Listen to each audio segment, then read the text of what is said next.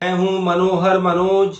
पुनः कार्यक्रम सत्य असत्य और अर्ध सत्य में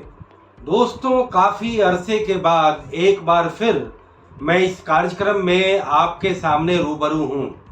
दोस्तों आज हम सत्य असत्य और अर्ध सत्य में इस बात की तहकीकात करेंगे कि भारत देश की राजनीति में पहचान के कारकों का किस कदर बोलबाला है। दोस्तों हम ये कहना चाहेंगे कि अभी जिस तरीके से वाराणसी के ज्ञानवापी मस्जिद का मसला फिर से उठाया गया है और जिस तरीके से पॉलिटिकल डोमेन में, सोशल मीडिया के डोमेन में इस मुद्दे को जिस तरीके से सांप्रदायिक रंग दिया गया है, राजनीति का सांप्रदायिक ध्रुवीकरण किया जा रहा है, उसी के बरक्स से एक घटना और घटी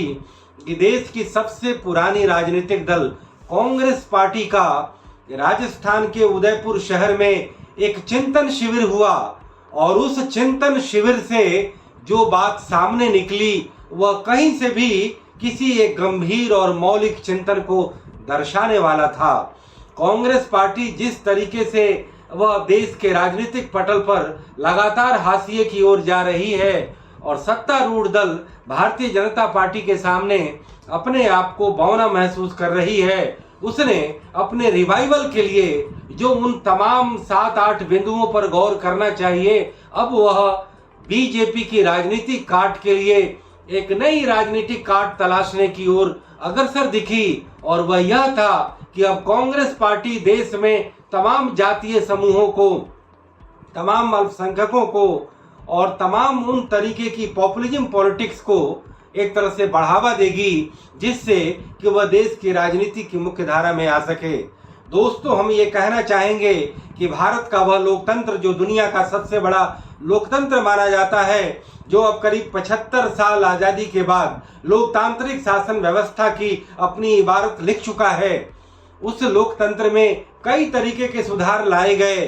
जैसे कि लोकतंत्र के मूल बिंदु, जैसे कि चुनावी शासन, जैसे कि कानून का शासन, जैसे कि राजनीतिक दलों द्वारा चालित यह लोकतंत्र, जैसे कि 4 खंभे का राज, शक्ति का पृथकीकरण, परस्पर रोक और संतुलन, मीडिया की स्वतंत्रता, जुडिशियल रिव्यू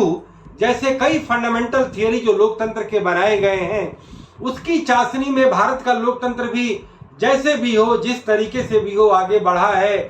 वैकल्पिक शासन भी आया है और चुनाव में वो जो तमाम जो कमियां थी, मनी, मसल, पॉपुलिज्म और कई तरीके के पहचान के कारक, उनका बोलबाला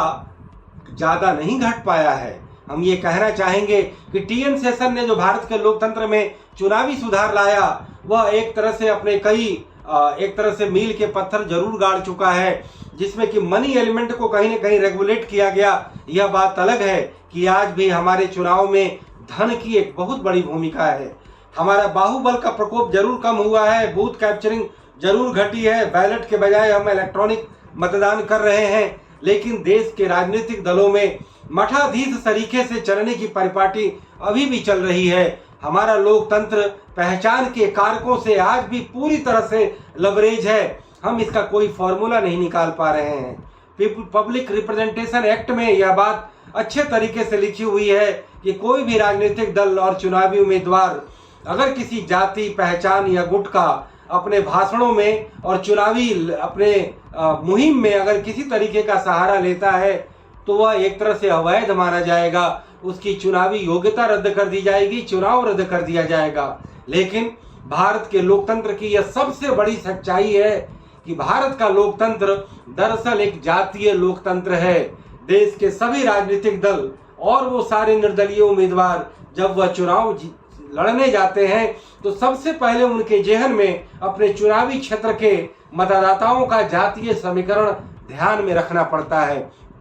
यह एक बहुत बड़ा सच है और जाति के बाद धर्म का जो है वह बोलबाला 1989 के बाद तेजी से बढ़ा है और हमारे देश में तमाम राजनीतिक दल, उनकी एक पहचान है, एक खास पहचान है, जातियों से पहचान है। हिंदू धर्म की कुछ गुरुतर जातियां, कुछ महत्तर जातियां, वो एक कहीं न कहीं उनके गुरुत्व में है और बाकी जातियों को साध करके जातीय समीकरण बनाने का काम किया जाता है। हमारी लोकतांत्रिक राजनीति में जो एक आपस में राजनीतिक दलों में और चुनावी उम्मीदवारों में जो प्रतियोगिता चलती है, उसमें कहीं न कहीं जाति वर्ग मित्र होता है और वही जाति वर्ग शत्रु भी होती है। और यही जाति का फार्मूला अब धर्म में भी लागू हो रहा है, जो हम अभी वाराणसी में ज्ञानवापी मस्जिद के बहाने देख रहे हैं। उससे पहले हमने अयोध्या के राम मंदिर को देखा। अगर यह मुद्दा अगर कहीं से भी पौराणिक था, जातीय था, ऐतिहासिक था, धार्मिक था, तो वह उस डोमेन में इसको न सुलझाकर कहीं न कहीं पॉलिटिकल डोमेन में सुलझाया गया और देश में सांप्रदायिक राजनीति को एक नई हवा दी गई। तो हम ये कहना चाहेंगे कि हमारे राजनीतिक दल जो आपस में प्रतियोगिता करते हैं, तो वह जाति की काट संप्रदाय से ढूंढते हैं, संप्रदाय की काट जाति से ढूंढते हैं। वह चुनाव जीतने के लिए क्षेत्रवाद का सहारा लेते हैं, वह चुनाव जीतने के लिए अपनी स्थानीय भाषा और संस्कृति का सहारा लेते हैं। तो कुल मिलाकर के हमारी भारतीय लोकतंत्र में चलने वाली यह बहुदलीय प्रतियोगी राजनीति कहीं से भी एक साइंटिफिक, एक वैज्ञानिक अवधारणा को नहीं परिपोषित करती है। हमारा देश जो एक हेट्रोजिनस सोसाइटी से लबरेज देश है, उस देश में जहां हजारों जातियां, दर्जनों धर्म, सैकड़ों भाषाएं और न जाने सैकड़ों प्रांत और कई तरीके की संस्कृतियां, खानदान और कई तरीके के इमोशन हमारे मतदाताओं को, हमारे नागरिकों को प्रभावित करते हैं। दुख की बात यह है कि भारत की सबसे बड़ी कांग्रेस पार्टी ने जो अपना वैचारिक मंथन किया, उस मंथन से जो एक तरह से जो अमृत निकलना चाहिए था, उस अमृत में कांग्रेस पार्टी को यह तय करना चाहिए था कि 135 सालों की कांग्रेस पार्टी आज केवल नेहरू और इंदिरा गांधी और गांधी परिवार के कैद में क्यों आ गई है। वो तमाम महापुरुष जो कांग्रेस पार्टी को अलग अलग तरीके से पुष्पित और पल्लवित करने का काम किए हैं, वह कांग्रेस पार्टी के राष्ट्रीय दफ्तर में वो कहीं भी दिखाई नहीं पड़ते। कांग्रेस पार्टी के संकल्प में उनका कहीं जिक्र नहीं आता, उनका कहीं नाम लेवा कोई नहीं होता। वह कांग्रेस पार्टी जो कहीं न कहीं सेकुलरिज्म की एक तरह से चैंपियन रही है, वह कांग्रेस पार्टी अतीत में देश का जो है धार्मिक विभाजन रोकने में नहीं सफल हो पाई और आजादी के बाद कहीं न कहीं वह उन तमाम धर्मों के अल्पसंख्यक गुट को तुष्टिकरण करने का काम आई। संविधान के जरिए ब्लैकमेलिंग हुई और फिर उसके बाद शासन और प्रशासन में देश में कई तरीके के एक तरह से सांप्रदायिकरण को बढ़ावा दिया गया और उस